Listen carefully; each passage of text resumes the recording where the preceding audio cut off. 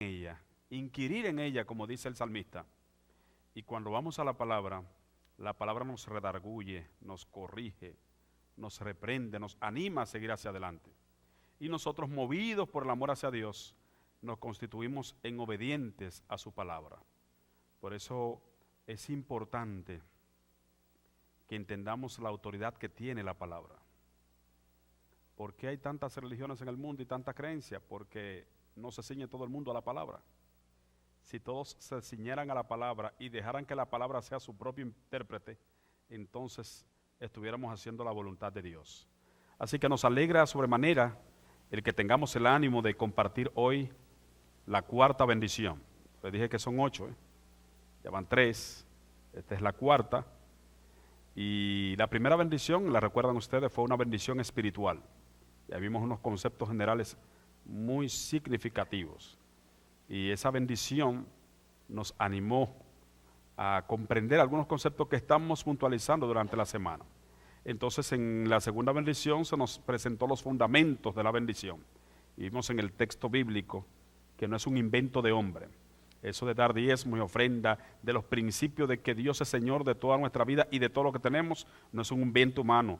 Es algo que está en la constitución de la palabra de Dios, pero es algo que reconoce el que entiende que ha sido creado por Dios y para gloria suya. Entonces, la bendición de ayer, estuvimos viendo libertad con bendición, la tercera bendición. Y fue un seminario muy significativo, ¿verdad? Los que estuvieron ayer saben las cosas que aprendimos y algunos repasamos, ¿verdad? Y Dios nos está guiando para tener una libertad financiera que glorifique su nombre. Así que llegó el tiempo que usted y yo sigamos el consejo de la palabra, a fin de que tengamos la paz que la palabra nos está dando y que confiemos en Dios si alguna situación financiera nos está robando esa paz. Y Dios tiene poder y levantará bandera de victoria en nuestras vidas. En esta cuarta bendición vamos a ver lo que significa sacrificio de bendición. La palabra sacrificio es una palabra muy común en el texto bíblico y es una palabra que está allí porque Dios se adapta al ser humano. En realidad, el verdadero sacrificio lo hizo Dios. El único que se ha sacrificado es Dios. Después nadie se sacrifica. Importante esto, ¿eh? El único que hizo un sacrificio fue Dios. Después usted y yo decimos sacrificio, pero si vamos a la profundidad, no hay tal sacrificio. No, que yo me sacrifiqué por mi Dios. Y yo pregunto, ¿se sacrificó realmente? Y hoy yo quisiera que entendamos el término sacrificio, porque sé que algunos, para adoptar el principio que Dios quiere cambiar en nuestra mente, yo sé que algunos, para llevar su vida hacia el ideal que Dios tiene, para gozar de la bendición y ser un canal de bendición para su iglesia y para muchos, tendrán que hacer, dicho en el lenguaje humano, sacrificio. Y esto es así porque hay momentos en que usted tiene situaciones difíciles en su finanza, en su familia. Estamos en un mundo envuelto en una crisis y nuestros hogares no están ajenos a ser afectados por alguna circunstancia de crisis en un momento determinado. Entonces, si se quiere la palabra, se necesita sacrificio para ser fiel a Dios.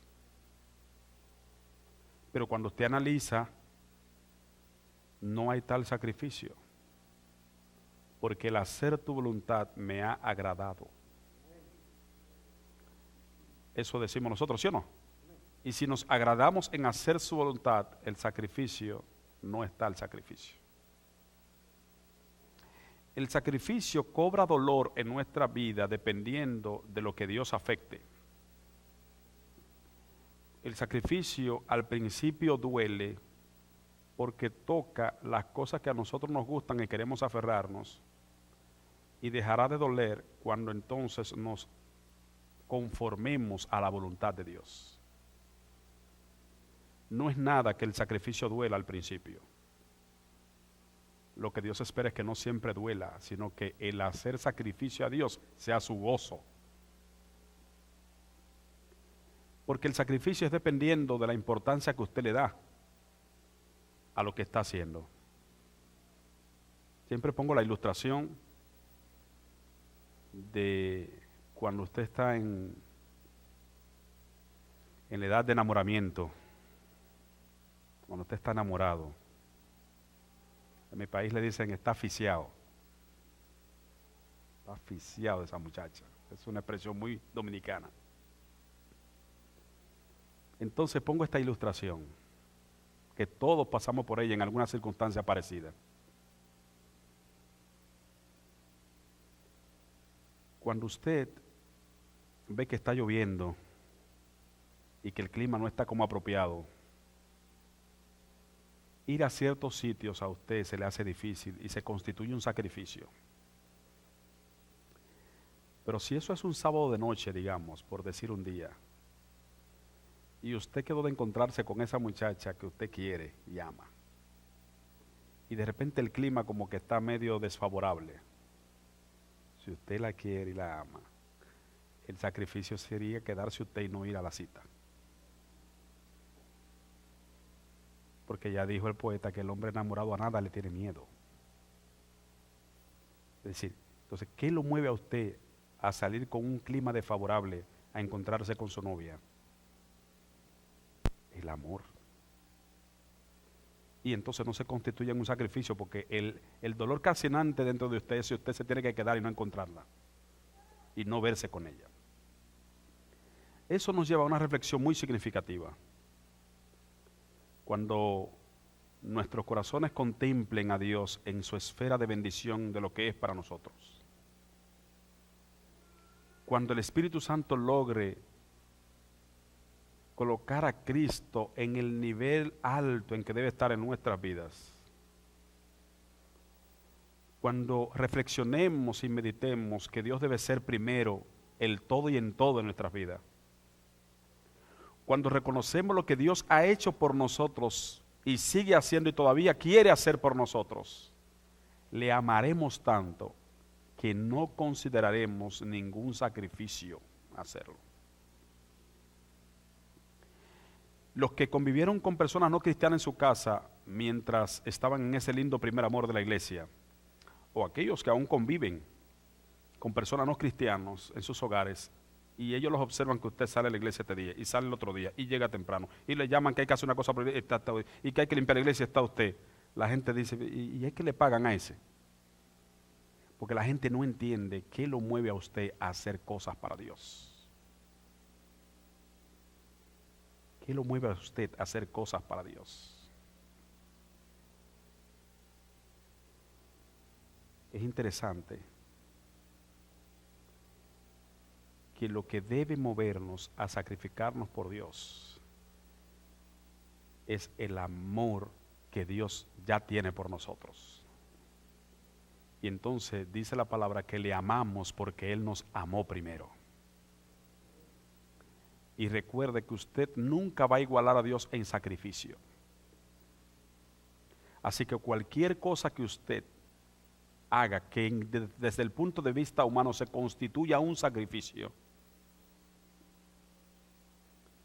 sepa que nunca podrá compensar el gran sacrificio que Dios continuamente hace por usted. Fíjense que no dije el sacrificio que hizo allí en la cruz, que colmó la copa del sacrificio, sino que continuamente hace por usted. ¿Por qué? Porque Dios constantemente da muchas cosas por usted, dice el profeta Isaías. Daré naciones por tu vida. Es decir, Dios constantemente vive sacrificando cosas por usted.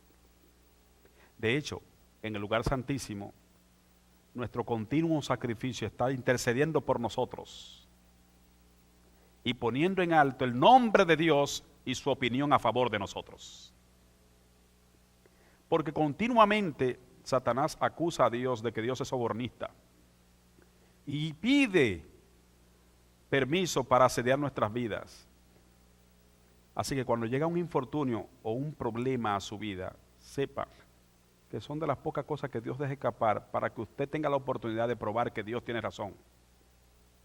Porque constantemente Satanás vive incitando ante el universo ¿para qué? Para hacer creer a la gente que usted sirve a Dios solamente porque Dios lo cuida y lo protege. Y muchas veces Dios dice, no, Él es fiel, Él me ama. Pero llegan circunstancias en la vida en las que Dios necesita que usted, como Job, dé una demostración y deje bien parado a Dios. Y ustedes conocen la historia. Fue tanta la insistencia contra Job por el testimonio grande que era este hombre ante toda la comunidad de su tiempo, que Dios dijo, está bien, porque la acusación fue muy terrible. Satanás acusó a Dios de que Dios es sobornista, que tú y yo somos fieles porque Él nos cuida, nos protege y nos da bendición. Y esa acusación la quiso hacer a favor de Job, el hombre más rico de su tierra. Y bueno, está bien, ahí está Job y toda su pertenencia, tóquenle la pertenencia, a ver, pero cuidado, no me le pongan la mano a él. Y ustedes conocen la historia. Cuando Job perdió todo, dijo, Jehová dio, Jehová quitó, sea el nombre de Jehová bendito. Dejó bien parado a Dios. Demostró que Dios tenía razón. Pero Satanás siempre insiste. Y lanzó una acusación, piel por piel. Todo lo que el hombre tiene dará por su vida. Él me dejó que yo le quitara lo que él tiene, pero no me dejó que le pusiera la mano a él. Déjame tocarlo a él para ver si no te blasfema en el mismo momento. Bueno, ahí está él, tócalo. Pero cuidado con su vida. Este relato bíblico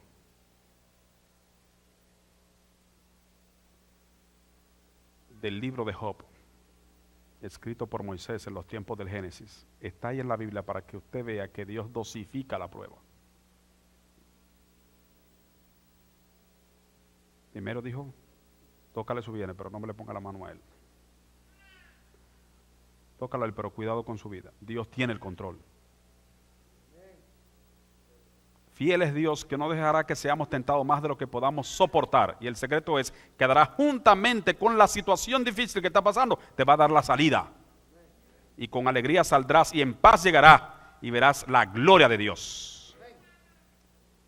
Y Job salió, Satanás dice el texto bíblico, salió como un rayo e hirió a Job desde la coronilla de la cabeza hasta la planta de los pies.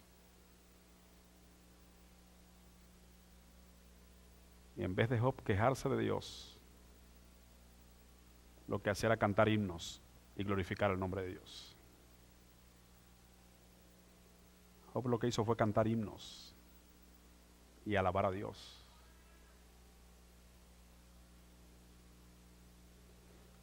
Tanto fue así que la mujer de Job, cuando llegó un día, lo encontró cantando himnos.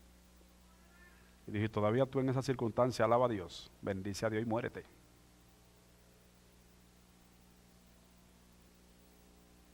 La expresión bendice es una ironía. En el hebreo dice bendice a Dios y muérete, en una forma irónica. Pero lo que quiere decir realmente es maldícelo. Y él le dijo, como piensan las mujeres fatuas, ha hablado. Vamos a recibir de Dios siempre lo bueno y lo malo no lo vamos a recibir. Dios no produce lo malo, pero en la mente hebrea se le atribuye a Dios lo que no evita. Y Job estaba claro de eso. Pero como ser humano usted conoce las circunstancias en las que usted se ve envuelto cuando las cosas no van bien. Pero Dios siempre está al control. Y un poquitico más, y el que ha de venir vendrá y no tardará. Soporta un poquito la prueba, porque fiel es Dios. Y nunca es más oscura la noche que cuando va a amanecer. Pregúntaselo a los vigilantes,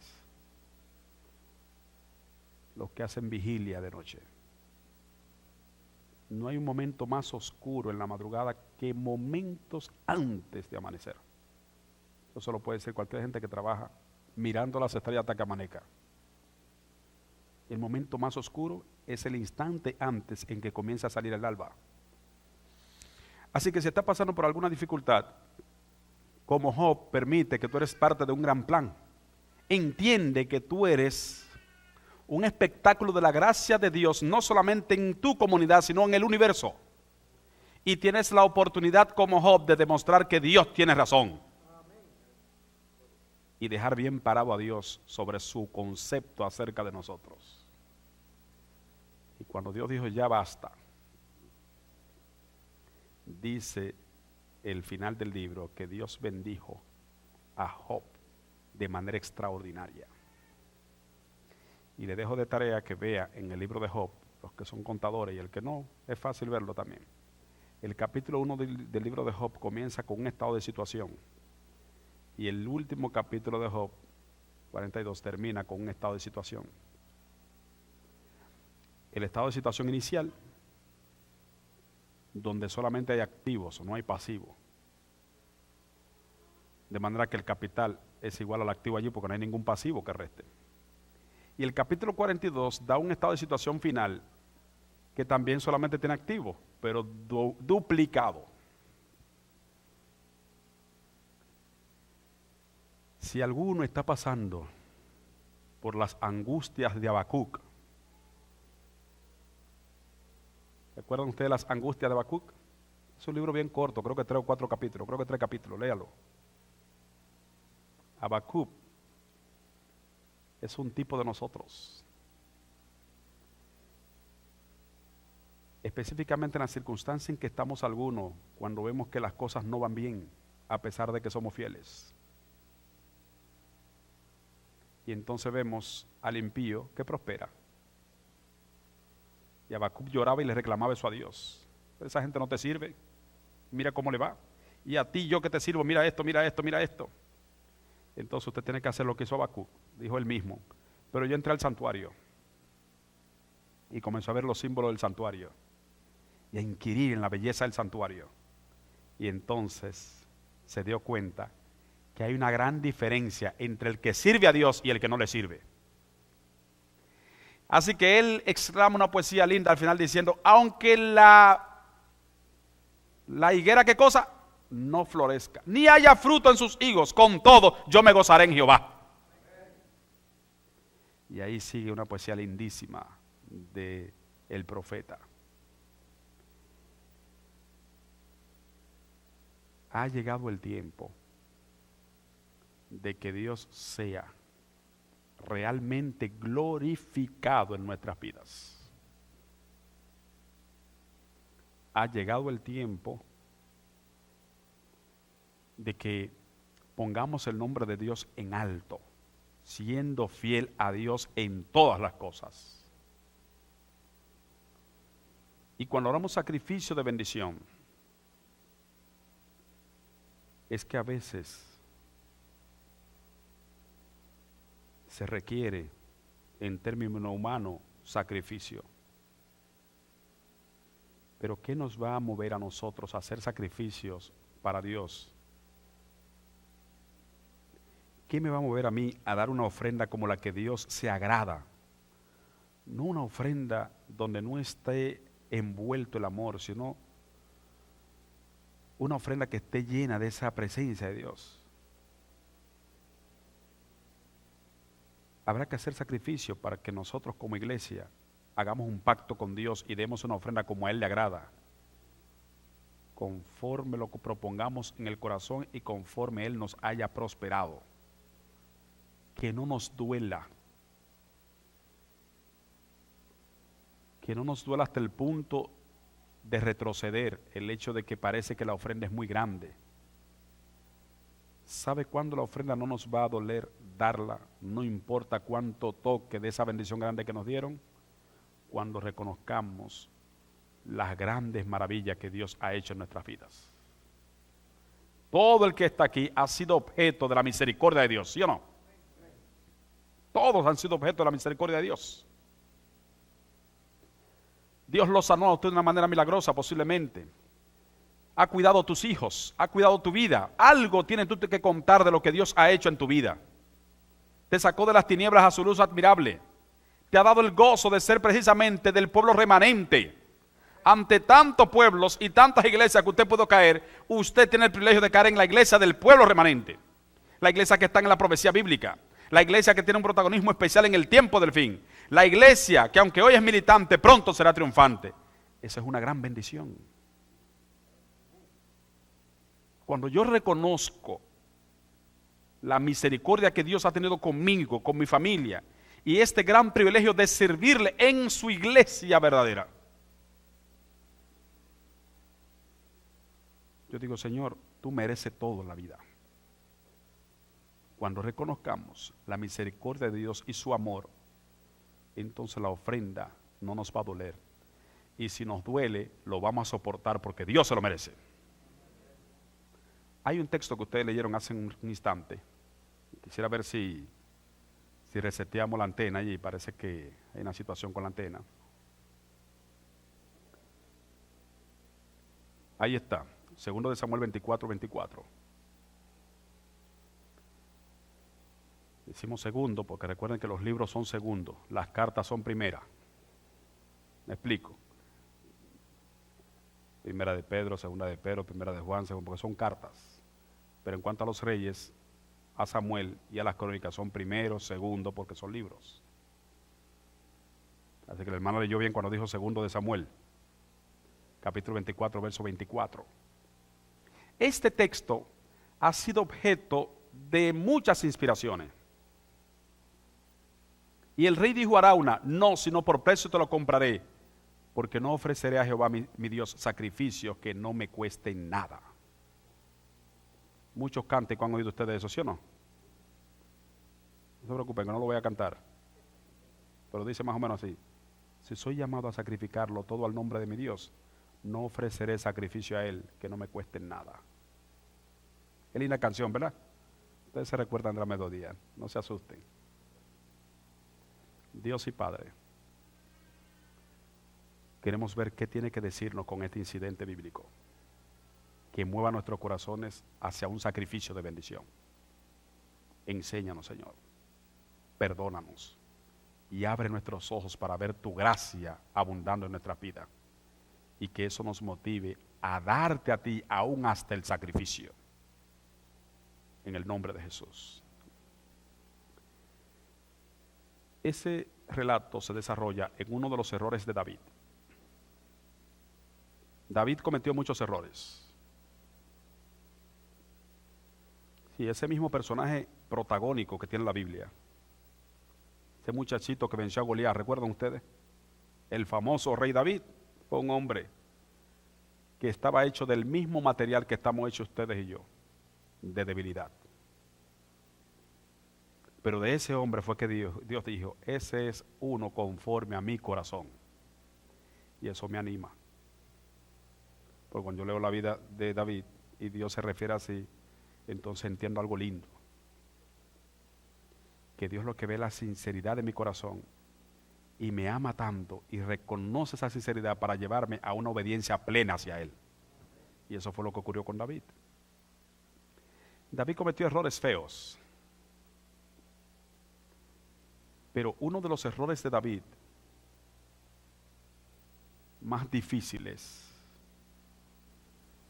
fue el que aparece en el segundo libro de Samuel, el capítulo 24. ¿Qué ocurrió en el segundo libro de Samuel, capítulo 24? Si ustedes recuerdan, David había alcanzado grandes victorias siendo rey. Así que ya le había sujetado a todos sus enemigos. Dios le había dado grandes victorias. Y su reinado gozaba de tranquilidad. Tanto había confiado en Dios a pesar de sus errores pasados, que ahora él tenía una tranquilidad, pero se le ocurre algo en su corazón. y él se propone hacer un censo. Voy a censar el pueblo para contar cuántos hombres de guerra y cuán grande es mi ejército ahora y con cuánta gente yo cuento para hacer frente a cualquier nación que quiera amenazarme. Voy a censar el pueblo y voy a publicar ante la comunidad internacional cuán fuerte es el pueblo de Israel, para que nadie se atreva ni siquiera a pensar amenazarnos como nación. Así que dio órdenes en todas las estructuras del gobierno a fin de que el pueblo sea censado. Cuando censó el pueblo, el Espíritu de Dios que convence de pecado le hizo reconocer lo pecaminoso que era eso. ¿Es malo hacer un censo? No, la iglesia debe hacer censo, las instituciones deben hacer censo. Entonces, ¿dónde estaba el pecado? Aprendamos este principio. El pecado no está muchas veces en la cosa misma, sino en la intención de la misma cosa. Censar el pueblo no es malo, pero ¿en qué consistía el pecado de David? En que Dios le había dicho a David que no era con ejército ni con fuerza, sino con su espíritu. Dios le había dicho a David que era necesario que la comunidad internacional entendiera que Él es fuerte, Él es victorioso, no por el ejército, sino porque con Él pelea el fuerte Jehová de los ejércitos. Y Él tenía que seguir pregonando a toda la comunidad internacional que Israel era fuerte, no por lo que tenía, sino porque tenía a Jehová por delante. De manera que si Él quitaba este fundamento, se estaba exaltando Él, y estaba exaltando a los hombres, en vez de exaltar a Dios, y ahí estaba el pecado. Y él reconoció, locamente hecho, dice el texto. ¿Y qué es esto que se me ha ocurrido a mí de censar el pueblo? Como si la fuerza mía estuviese en los hombres y estar publicando ante esta comunidad internacional. No, he hecho mal, muy mal he hecho yo.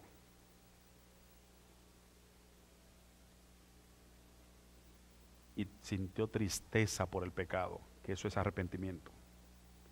Arrepentimiento es sentir tristeza por el pecado y alejarse del pecado.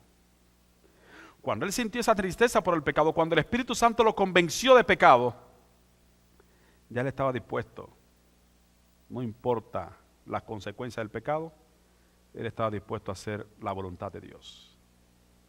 Es el momento cuando Dios se le aparece al profeta Gad, y al profeta Gad le muestra el pecado de David. Gad dice, bueno, lo ha hecho mal. Y Dios le dice a Gad, y yo quiero que tú vayas y le digas que a pesar de que yo lo perdoné, las consecuencias del pecado se sufren, ¿sí o no? Cuando usted comete un error y pide perdón a Dios, ¿lo perdona Dios, sí o no? Dios siempre lo perdona. Pero se sufren las consecuencias, ¿sí o no? Las consecuencias. Es decir, no es que Dios me castiga, es que el pecado pare las consecuencias. Así que Dios está interesado en lograr bendición en la vida de David. Así que las consecuencias están allí y Dios habla con el profeta Gad. Dice, mira, dile a David que el perdón es real, pero que las consecuencias que yo vislumbro de ese pecado son muy terribles. Pero que voy a hacer una misericordia grande. De las 3 consecuencias que pare ese pecado, yo voy a permitir que solamente una le llegue. Y no solamente voy a permitir que llegue una, sino que voy a dejar que él elija cuál. Una de las cosas más extrañas que yo he visto en la Biblia es esa. Yo he aprendido que cuando usted se arrepiente de corazón y está dispuesto a aceptar las consecuencias con humildad, Dios transforma incluso las consecuencias y la misma maldición del pecado se convierte en una bendición. Yo no sé cómo Él lo hace, pero lo hace. Aprenda esto. Cuando usted se arrepiente de corazón, aún el mismo error, Dios más adelante lo convierte en una bendición. ¿Cómo Él lo hace? Yo no sé, pero lo hace. Ahora bien, también sé que de acuerdo a la altura del nivel del arrepentimiento, Dios también modifica las consecuencias. Porque la misericordia de Dios es tan grande, dice la Biblia, que no nos ha sucedido conforme a nuestra iniquidad, sino que nos prolongó, ¿qué cosa? Su misericordia.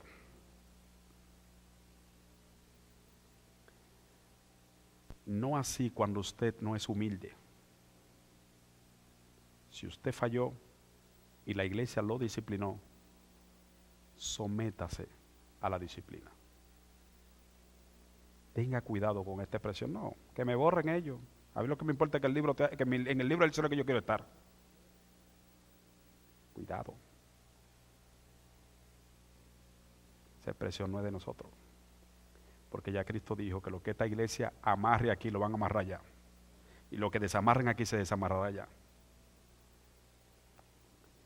Es decir, no me importa que ellos me borren porque en el cielo, espérese, fue la iglesia que borró. Y eso lo aprueba el cielo. Ahora, el arrepentimiento y la humildad suya hace algo maravilloso. Usted cayó, pidió perdón de corazón a Dios y Dios restaura instantáneamente su nombre en el libro de la vida. Aunque la iglesia tenga que hacer el proceso de la vista humana, que es el oprobio, la iglesia tiene que publicarlo. Y Dios aprueba eso que la iglesia hizo, sacar su nombre del libro, aunque el nombre suyo lo haya puesto allá por su humildad. Ahora, en el momento que usted no tenga una humildad sincera de arrepentimiento y esté desafiando lo que la iglesia hizo, no, ya yo le pedí perdón a mi Dios, no me importa lo que ellos hagan, ahí mismo agarran y lo quitan de allá arriba, porque Dios aprueba esa iglesia. ¿Nota? Pero lo que quiero enfatizar es que la misericordia de Dios es tan grande que cuando usted es humilde en su error y muestra un arrepentimiento genuino que es producto del convencimiento que da el Espíritu Santo, Dios transforma las consecuencias. Pero con David veo algo que en toda la Biblia no lo vi. Lo que veo con David es que Dios, viendo el error que cometió David y viendo su nivel de arrepentimiento, Dios visualiza el futuro, ve las consecuencias que ese pecado va a traer y ve cuán terribles son las tres. Dice, no, son tres consecuencias terribles. Él se ha repetido tanto que yo le voy a permitir una sola de esas. Y no solamente una, sino la que él diga. Y el profeta Gad se le apareció. Y eso aparece interesante en el capítulo 13 del segundo libro de Samuel, capítulo 24.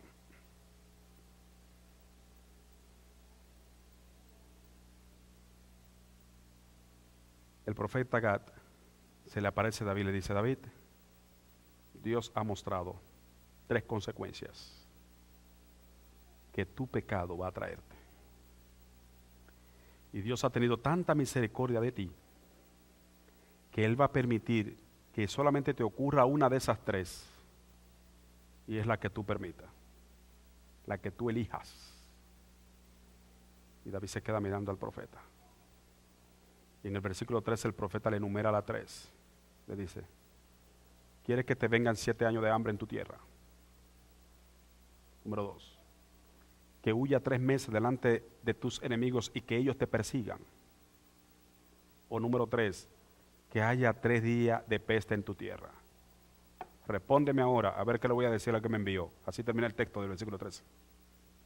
Dime ahora, que tengo que rápido dar una respuesta al que me mandó a preguntarte qué eliges.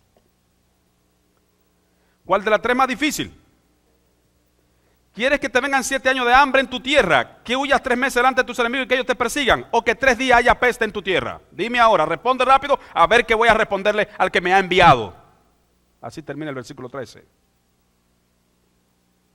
Y David se queda mirando y observando y analizando las 3 opciones. Que me vengan 7 años de hambre en mi tierra.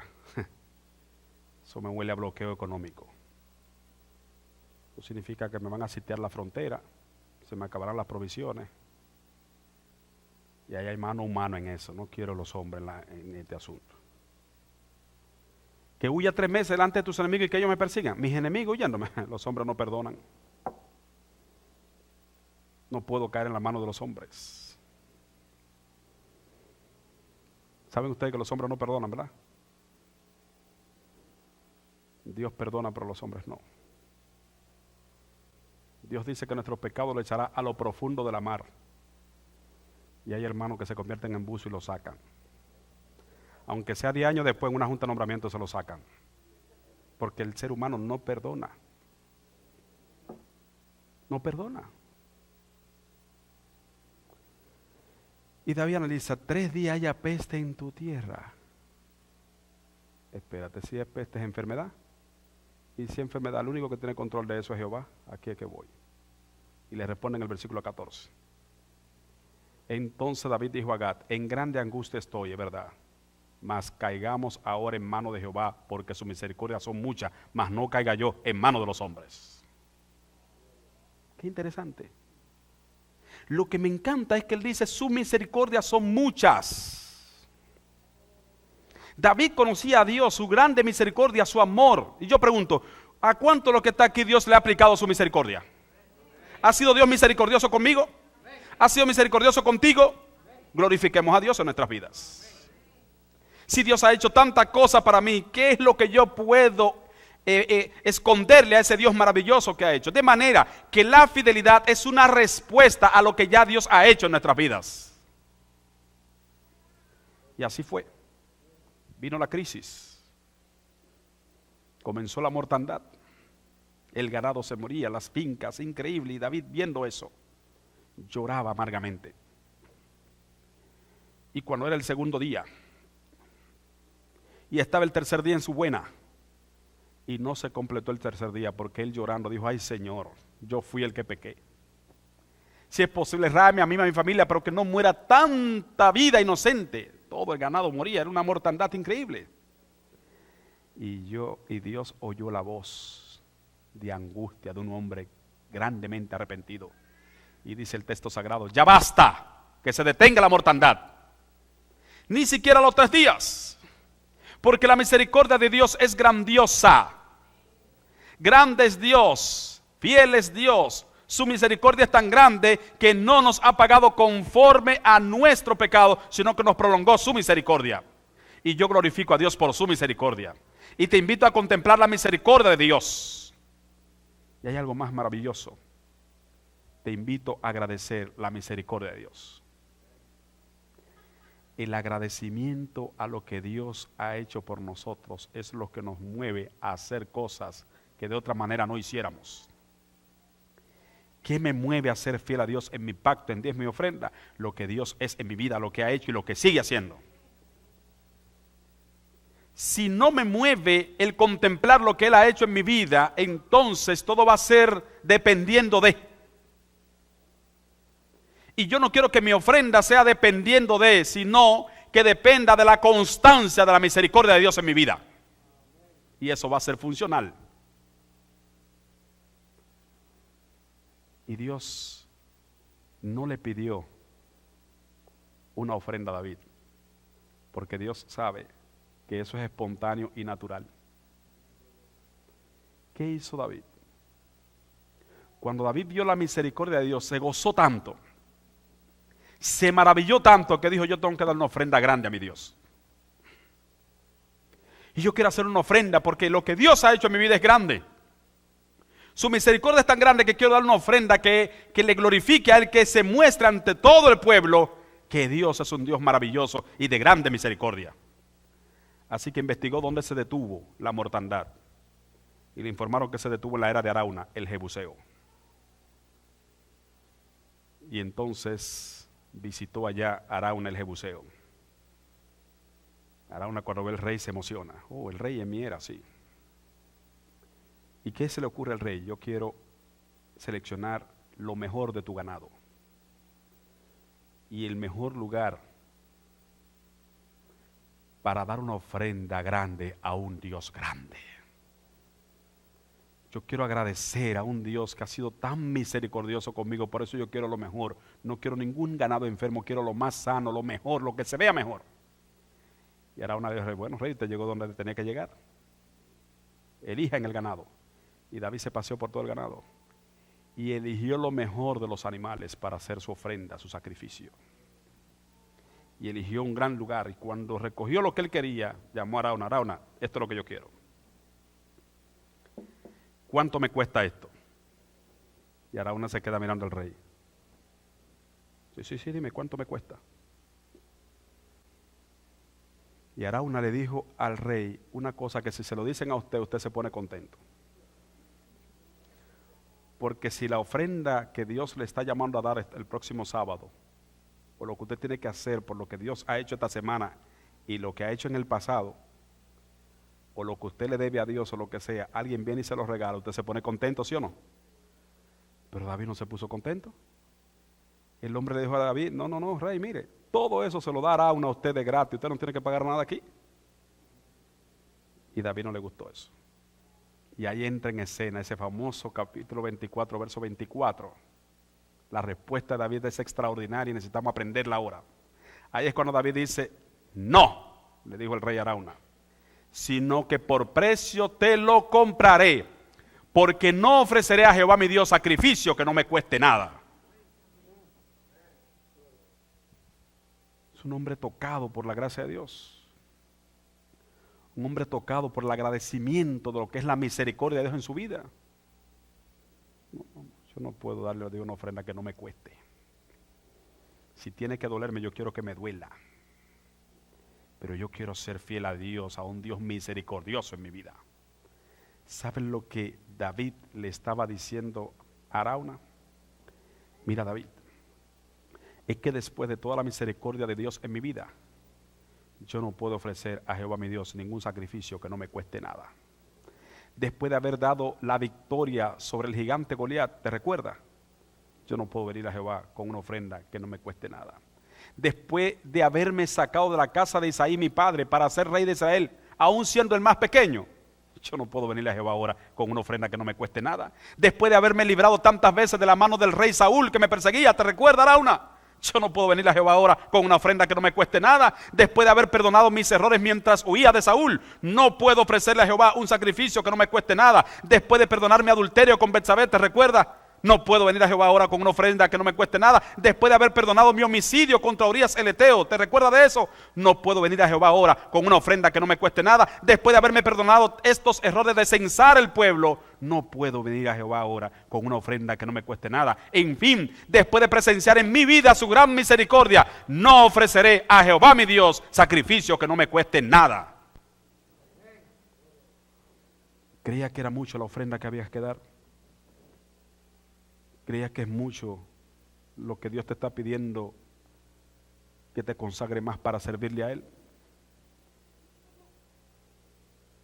Si soy llamado a sacrificarlo todo al nombre de mi Dios, no ofreceré sacrificio a Él que no me cueste nada. En otras palabras, si estoy envuelto en una situación donde necesito hacer un sacrificio para ser fiel a Dios, lo voy a hacer. Porque Dios se sacrificó por mí en la cruz y continuamente su sacrificio es presente en el santuario celestial en mi favor. Y sus bendiciones son muchas cada día para mi vida. ¿Cuál es la base de la fidelidad de David? Este es el secreto. Miren la base por la que David era fiel en sus entregas a Dios. La fidelidad de David tenía su base en el reconocimiento de todo lo que Dios había hecho en su vida y cómo había tenido de él misericordia. Cuando usted reconozca lo que Dios ha hecho en su vida, lo que está haciendo y que ha tenido misericordia de usted,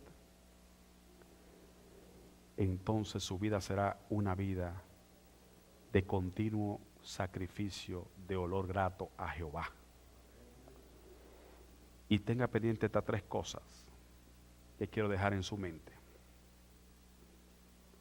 Cuanto más reconozcamos la bondad de Dios sobre nuestras vidas, más abundaremos en dadivosidad al Creador. Segundo, nuestra fidelidad será más coherente y aún hasta el sacrificio. ¿Recuerdan la coherencia? Nuestra fidelidad será más coherente aún hasta el sacrificio. Como la viuda, daremos la fidelidad, aunque la gente nos aconseje otra cosa. Apoyaremos todos los programas de la iglesia. No estaré tratando de ver qué es lo menos, sino que voy a ser coherente en la cantidad, coherente con la bendición que Dios me da. Y si se constituye un sacrificio, porque estoy en necesidad y estoy apartando diezmo y ofrenda cuando necesito cubrir otro gasto que no me alcanza, voy a ser coherente y me sacrificaré por Jehová de los ejércitos y veré la gloria de Dios en mi vida. Y lo más importante, nunca estaremos calculando qué es lo menos que puedo dar, sino qué es lo más que puedo dar al Dios de misericordia y bondad. Mi vida no estará tratando de ver qué es menos, sino qué más. ¿Qué puedo hacer por el dueño de todo, por el que me da todo y por el que ha tenido de mí misericordia? Puede el cielo bendecirlo en esta hora. Y que nunca olvides estos 3 principios. Sacrificio de bendición significa que si está pasando por situaciones difíciles,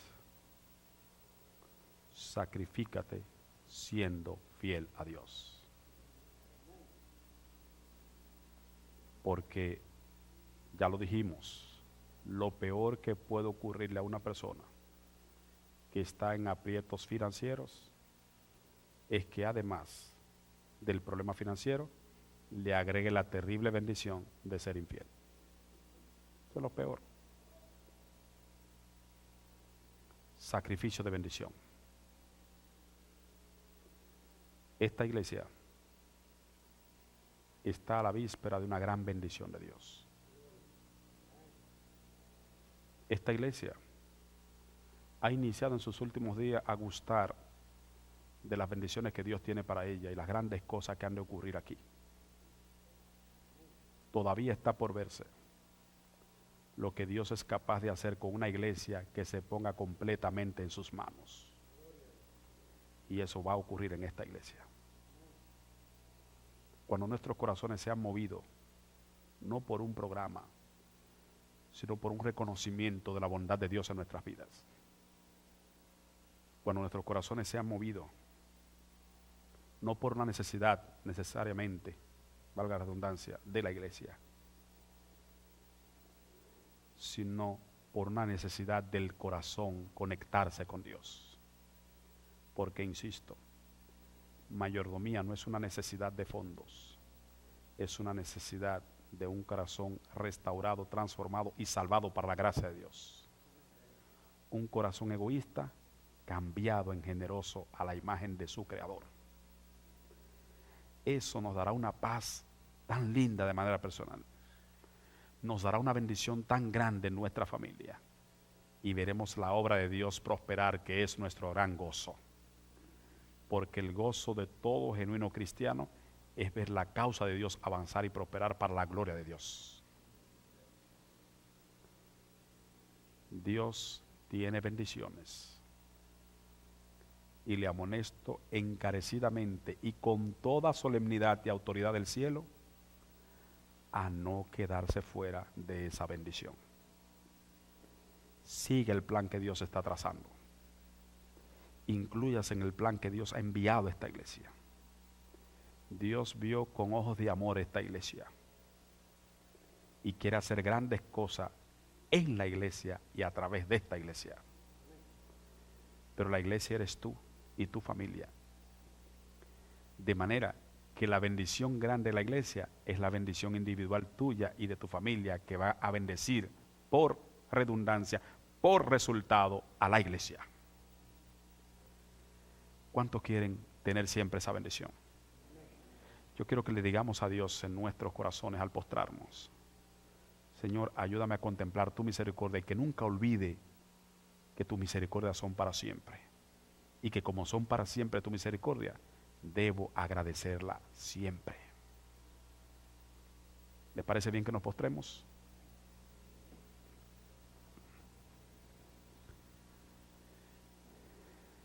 Dios y Padre, en hombres imperfectos como David, tu gloria se manifiesta y nos registra estos incidentes para que entendamos cómo te gozas y te alegras cuando reconocemos la gran misericordia que tienes por nosotros. Estamos aquí postrados, oh Dios, porque hemos sido tocados por tu palabra y queremos hacer tu voluntad conforme a tu palabra. Estamos aquí, oh Dios, reconociendo que eres un Dios de maravilla y de misericordia. Y te alabamos porque para siempre son tus misericordias. Queremos, oh Dios, participar con esta iglesia. Ya está profetizado que esta iglesia va a triunfar con nosotros o sin nosotros. Pero es nuestro privilegio triunfar con esta iglesia. Por eso no queremos salir de esta linda bendición. Queremos incluirnos y ser parte viva de la victoria de esta iglesia. Por eso queremos, oh Dios, que cambie nuestros corazones y nos dé un corazón generoso y agradecido por tu grande misericordia. Y que todos unidos, junto a los dirigentes de la iglesia, junto a su pastor, tracemos un plan maravilloso, que tu nombre se glorifique en esta comunidad. Y que estemos listos para recibir las bendiciones que ya tiene preparado para nuestras vidas, a fin de bendecir grandemente el gran proyecto de salvación de alma de esta iglesia. Al levantarnos de esta oración, oh Dios, lo hacemos con la seguridad de que has perdonado nuestros pecados y nos has dado un nuevo corazón. Queremos servirte, nos damos en sacrificio vivo a ti y ayúdanos a hacerte fiel, aún fuese necesario el sacrificio. En el nombre de Cristo Jesús. Amén.